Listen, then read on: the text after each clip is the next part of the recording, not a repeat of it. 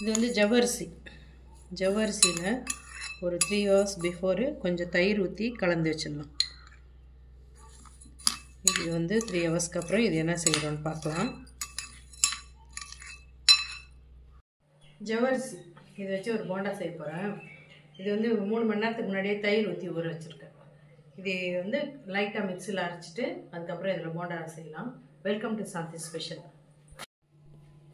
இப்போ இந்த ஜவ்வரிசி நல்லா ஊறிட்டுருக்கு. இப்போ இது கூட நான் வந்து கொத்தமல்லி கருவேப்பிலை போடுறேன். அதுக்கப்புறம் ஒரே ஒரு வெங்காயம், இஞ்சி துருவி வச்சுருக்கேன், அதை போட்டுக்கலாம். பச்சை மிளகாய், இது எல்லாத்தையும் போட்டுக்கலாம். தேவையான அளவுக்கு சால்ட் போட்டுக்கிறேன். இப்போ இது கூட நான் அப்படியே வந்து பிடிச்சேன்னா கண்டிப்பாக பிடிக்க முடியாது, ஜவ்வரிசி வந்து ஒட்டாது. அப்போ இது கூட வந்து பைண்டிங்க்கு நான் முதல்ல கொஞ்சமாக அரிசி மாவு போட்டுக்கிறேன். நம்ம பிசைய எவ்வளோ வேணுமோ அதுக்கேற்ற மாதிரி போட்டுக்கலாம்.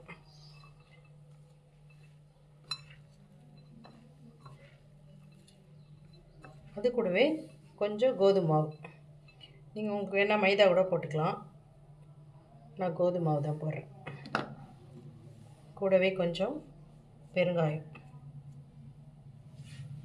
இதை போட்டு உருண்டை பிடிக்கிற அளவுக்கு கொஞ்சமாக தண்ணி தெளித்து கூட நம்ம பிடிச்சிக்கலாம்.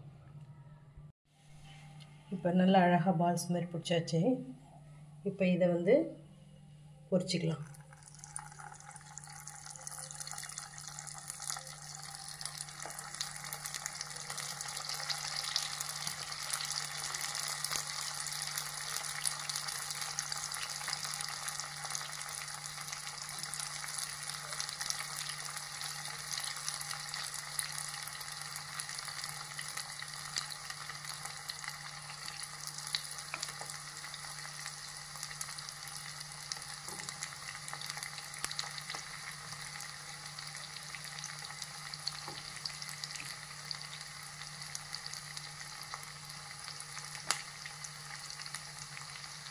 அவ்வளோதான்.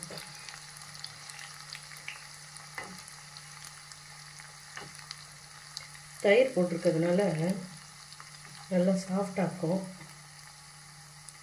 நல்ல வாசனையாக இருக்கும். இஞ்சி துருவி போட்டிருக்கோம். பிள்ளைங்களுக்கு ஈவினிங்கில் செஞ்சு கொடுக்கலாம். ஜவ்வரிசியும் உடம்பு நல்லது, எப்போயா தானே சாப்பிட்றோம். இப்போவே கலர் சேஞ்ச் ஆகிடுச்சு. இன்னும் கொஞ்சம் கோல்டன் கலர் வந்தால் எடுத்துடலாம். நல்லா கோல்டன் கலர் வந்துடுச்சு, எடுத்துடலாம்.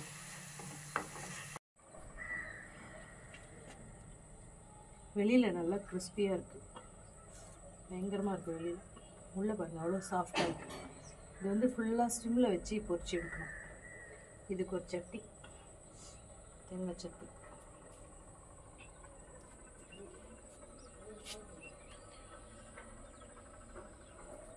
சூடு.